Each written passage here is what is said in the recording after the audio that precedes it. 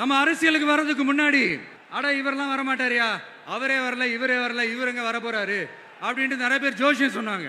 அப்புறம் நம்ம கட்சியினுடைய பேர் அறிவிச்சதுக்கு அப்புறம் பேரு தானே அறிவிச்சிருக்கிறாரு, மக்கள் கிட்ட பேர் வாங்கணும்ல, அதெல்லாம் முடியாதுன்னாங்க.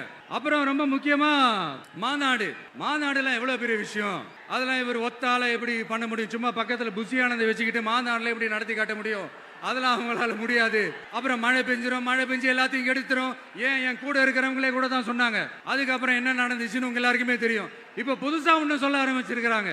அது என்னடானா, ஆட்சியை பிடிக்கிறதெல்லாம் அவ்வளவு ஈஸி இல்லை இல்லையா. இப்ப அதெல்லாம் விட்டாங்க, இப்ப இங்க வந்துட்டாங்க. இவர் நேரா ஷூட்டிங்ல இருந்து வருவாராம், வந்து ஆட்சியை பிடிப்பாராம். அது எப்படி இவராலே முடியும், அவராலே முடியல, இவராலே முடியல, அவருக்கு அத்தனை வருஷம் ஆச்சு, இவராலே எப்படி முடியும்ட்டு ஒரு பக்கம்.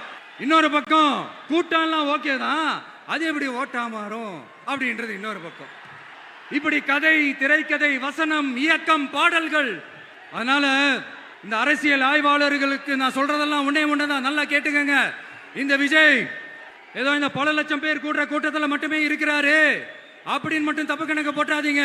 ஏன்னா நம்மளுடைய இந்த கூட்டம் வெறும் ஓட்டா மட்டும் இல்லைங்க, வரப்போற தேர்தலில் மக்கள் விரோத ஆட்சியாளர்களுக்கு நாம வைக்க போற வேட்டா, நம்மளை கோட்டைக்கு அனுப்ப போற ரூட்டா.